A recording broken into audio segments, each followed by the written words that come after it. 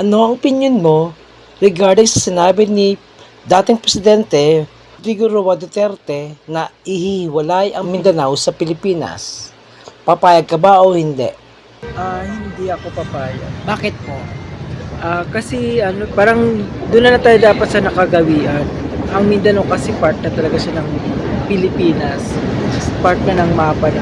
So, hindi porke maunlad na o malaking city na po yung Mindanao. Or, oo, ihiwalay na siya.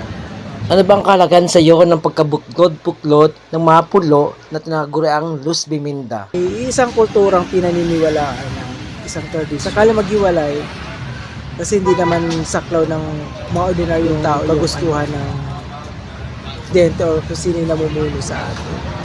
May malaking pagbabago or impact dun sa paghihiwalay ng Mindanao sa Pilipinas.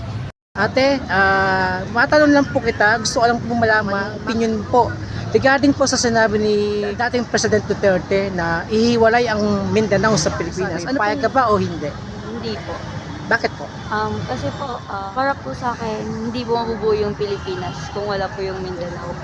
And kaya nga po tayo tinawag na Pilipinas kasi yun nga po yung sumasagisag sa flag po natin yung tatlong po, di ba? Like yung Luzon, Visayas, Mindanao. And then, bakit po kailangan alisin?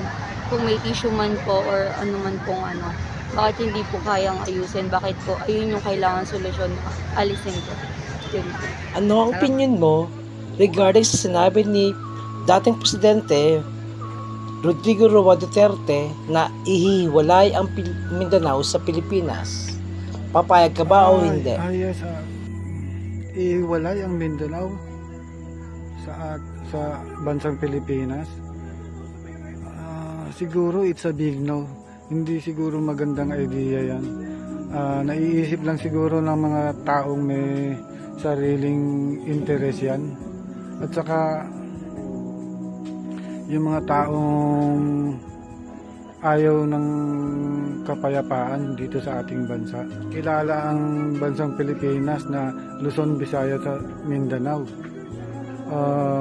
Kung papaliitin pa natin ito at ibubukod ng Mindanao hindi na siguro magandang idea. Kahit imbis na magkasundo-sundo ang mga Muslim, Christian dito sa ating bansa, mas lalo siguro nilang pinaghihiwalay, pinagkakaroon ng hindi pagkakasundo.